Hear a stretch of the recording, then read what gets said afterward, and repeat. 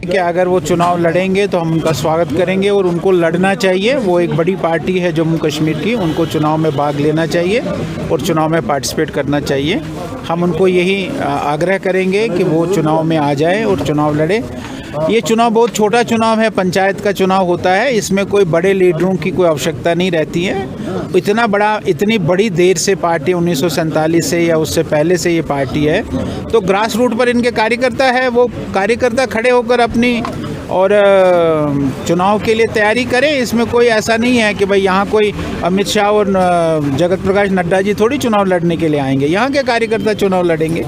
मुझे नहीं लगता इसमें कोई बात है। हम उनका स्वागत करते हैं और उनको ये आग्रह करते हैं कि वो चुनाव लड़े। क्या लगता है आपको राजनीतिकरण हो रहा है इस ऐसे मुद्दे का जो नेशनल कॉन्फ्रेंस जो है अब यूज़ कर रही है? नहीं, वो ऐसा लगता है कि भाई वो उन्होंने एक ऐसा शर्त रखने की क्या बात है। उनको सीधा कहना चाहिए कि हम चुनाव में आएंगे जीतेंगे तो बहुत अच्छा होगा, सबको पता लगेगा कि उनकी बेस कितनी है, उनकी फुटिंग कितनी है। लोगों को अपनी ओर आकर्षित करने के लिए वो भी एक तरीका हो सकता है, लेकिन हम वो नहीं कह सकते हैं कि अपनी ओर आकर्षित करने के लिए वो ऐसा कर रहे हैं। लेकिन इस प्रकार के जुमलेबाजी करने की कोई आवश्यकता नहीं हमको लगती है। ऐसा नहीं करे, वो सीधा कहे कि हम चुनाव में पार्टिसिपेट करें। सर, एक ज़माने में शाह फैसल यूथ आइकन था जम्मू कश्मीर का सर, लेकिन आज वो पीएससी के अंडर बंद है सर, उसके बारे में आपका क्या कहना है सर? नहीं, ऐसा कोई पीएससी ऐसे किसी को लगता नहीं है जब तक कोई वो नहीं होता है, उसकी कोई फुटिंग नहीं होती है।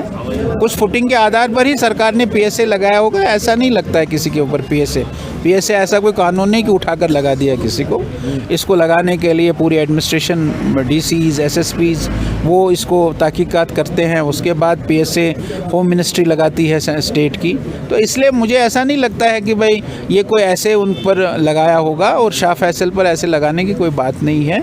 और कुछ तथ्य मिले होंगे, कुछ बेस मिला होगा जिसके ऊपर उनको लगाया होगा। अब किसी को पता है यहाँ कि भाई देविंदर सिंह जी डीएसपी था तो वो क्या था। अब जब तथ्य सामने आएंगे तो उसको तो लोगों के सामने आया है। किसी के आते हैं, किसी के नहीं आते हैं। देविंदर सिंह के आ गए तो लोगों को पता लगा कि भाई वो कैसा आदमी है। तो ऐसे जब तक कोई आपके पास कोई इंस्टेंसेस नहीं आते हैं, नहीं होगा तो ठीक है, छूट जाएगा, उसमें क्या बात है। सर, हम चुनाव की बातचीत अपने कार्यकर्ताओं से कर रहे हैं। चुनाव तो लास्ट में सर क्या तैयारी है सर?